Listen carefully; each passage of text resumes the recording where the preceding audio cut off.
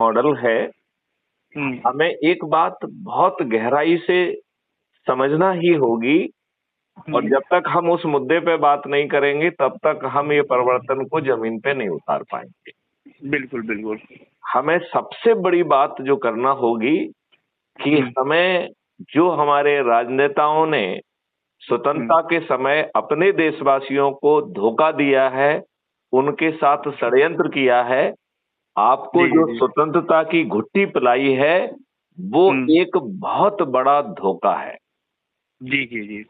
इस बात से पवन जी, जब तक हम चर्चा नहीं करेंगे, जब तक हम इस बारे पे सहमत नहीं होंगे, तो हमारा सोच और चिंतन नए भारत को पैदा नहीं कर पाएगा।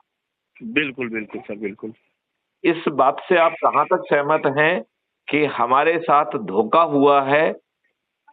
इन हमारे राजनेताओं ने डरे हुए, घबराए हुए, भारत को छोड़ के भागने वाले अंग्रेजों से इन्होंने समझौता किया और देश के साथ विश्वासघात किया है।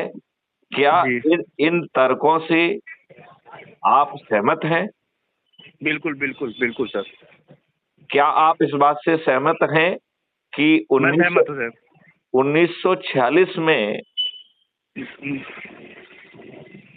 1947 के चंद महीने पहले जो डायरेक्ट एक्शन डे के समय जिन्ना ने देश में नंगा नाच कराया था, जिसमें हजारों हिंदुओं को मार दिया गया था, महिलाओं के साथ बलात्कार हुआ था और धर्मांतरण की विभीषिका से हमें गुजरना पड़ा था।